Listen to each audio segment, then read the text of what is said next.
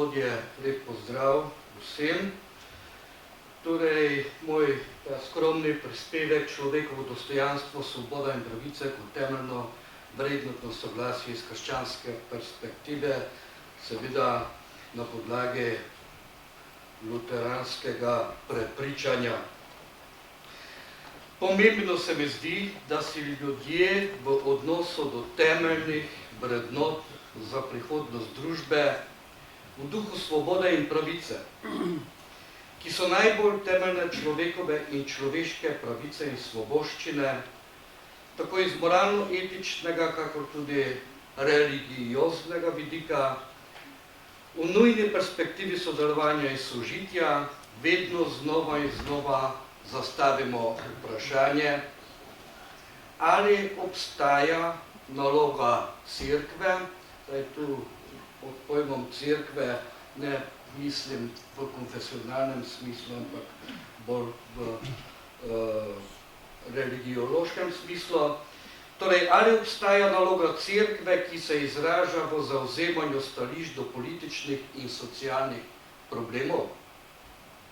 In ali je to domišljavost ali krščanska dolžnost? Nekdo meni, cerkev je že zdavnaj prekoračila svoj konto. Pogosto tistega, ki ga ne podpira vera. Drugi spet pravi, v pluralistični družbi lahko cerkev povzdigne svoj glas, ravno tako kot druge skupine. Kakorkoli že kdo meni, osnovni način cerkve, da vpliva na sooblikovanje politične in gospodarske volje, je njeno oznanjevanje. Je njeno dušno pastirstvo, je njeno poučevanje, je njena duhovnost. Torej je vse tisto, kar je v članih cerkve postalo na nek način motiv, ki določa življenje.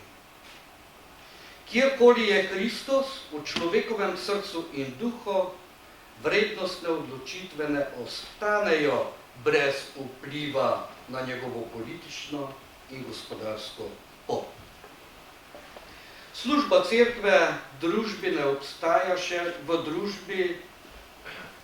obstaja šele v našem času, spada k prvotnim krščanskim znakom življenja. Cerkev živi tu v tem svetu. Krščansko oznanilo o ljubezni, spravi in prenovi ne spada v tiho kamrico, kajti zajeti mora ljudi, človeka. Kako se v demokratični državi odloča o vrednotah?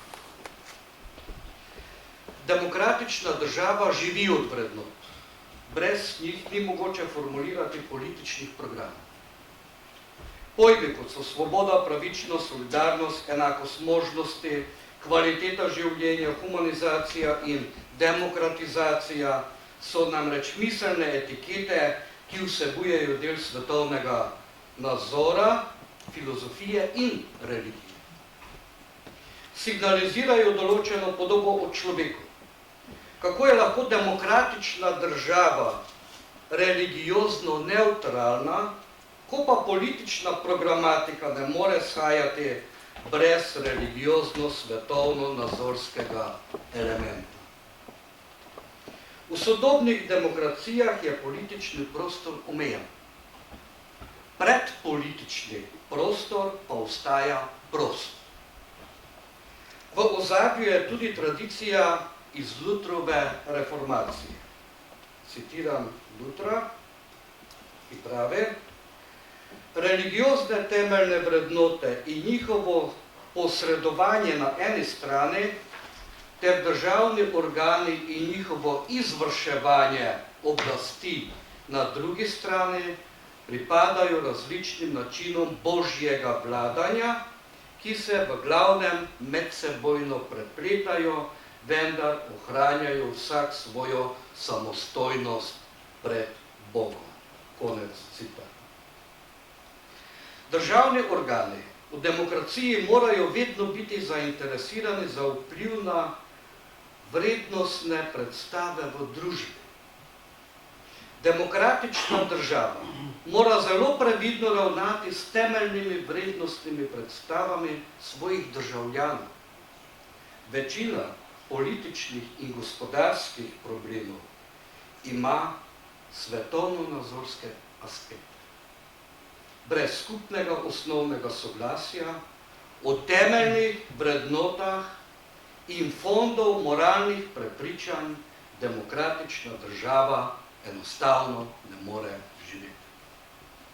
V delujoči demokraciji spadajo skupni elementi razlage sveta, v smislu dostojanstvo, svoboda in pravica, potem pravičnost, solidarnost in nenazadnje, na katero v sodobni družbi vse bolj pozabljamo in je vse manj omenjena odgovornost.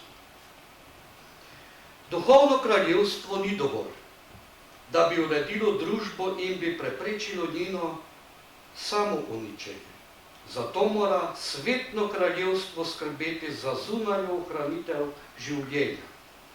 Sredstvo svetnega kraljevstva pa je pravni red.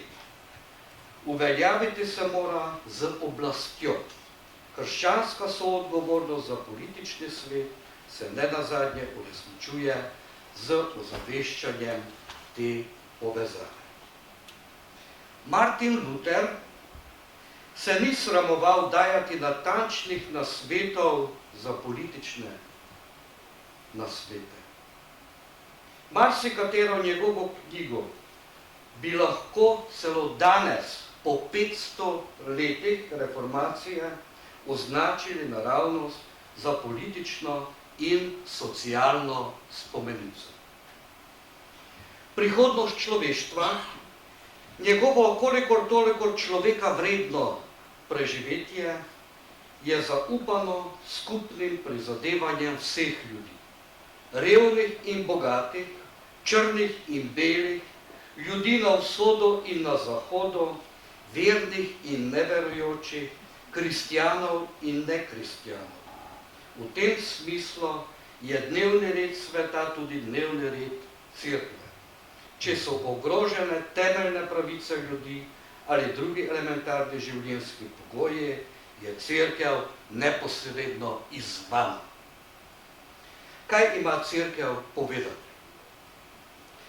Krščanstvo dela sebi in svetu veliko uslugo, če poudarja tiste vrednote, ki jih varujejo Božje zapovedi.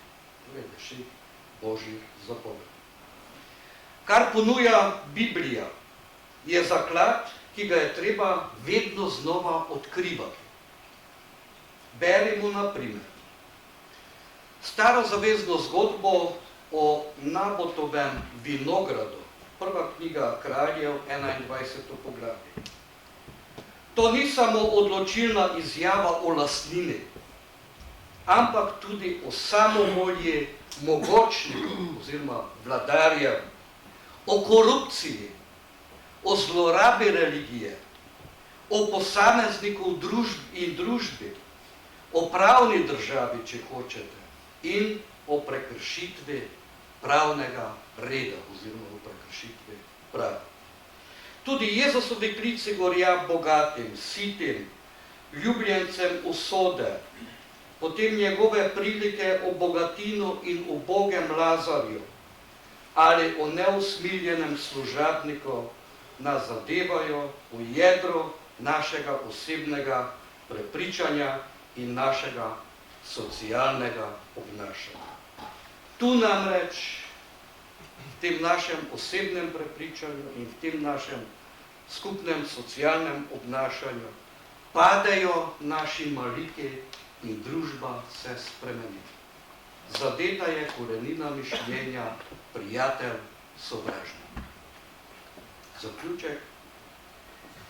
Če cerkev sprejema zaupano in sporočilo kot postavo, oziroma zakon in evangelij, to pomeni, da po eni strani slišimo poziv k ustvarjalnemu posnemanju, po drugi strani pa ponudbo Božje ljubezni. Če označujemo dar, ki ga krščanstvo prinaša v družbo s pojmom evangelij, ne smemo zamolčati, da je evangelij še nekaj čisto drugega in več kot ljubezen do bližnjega in socialna aktivnost. Evangelij skrbi za to, da družba ne postane zaprta družba. In še čisto kratki citat Martina Lutra, nekemu, zelo preprosti citat, nekemu prodajalcu takole pravi.